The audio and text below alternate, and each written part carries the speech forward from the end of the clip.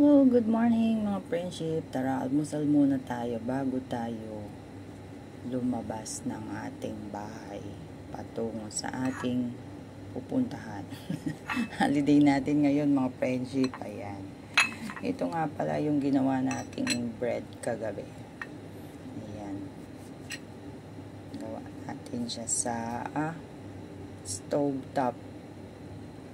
Cook natin siya sa wala tayong meron tayong oven kaso hindi tayo pwedeng magluto sa oven, kaya ito sa kawali na lang tayo magluluto. Ayan. Parehas din naman siya mga friendship. Ayan. Super lambot so, ayan na yun naman, napaka-spongy niya. So, hintayin nyo lang yung ating full recipe tutorial ng ating paggawa nitong bread na to na niluto sa kawali, mga friendship.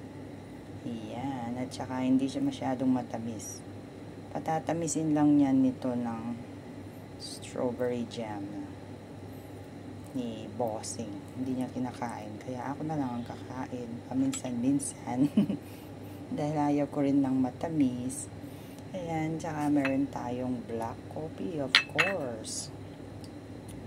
Ang ating black coffee. Matamis na yung ating jam, kaya hindi na tayo kailangan mag-sugar sa ating coffee. So, ayan, tara, kain tayo mga friendship.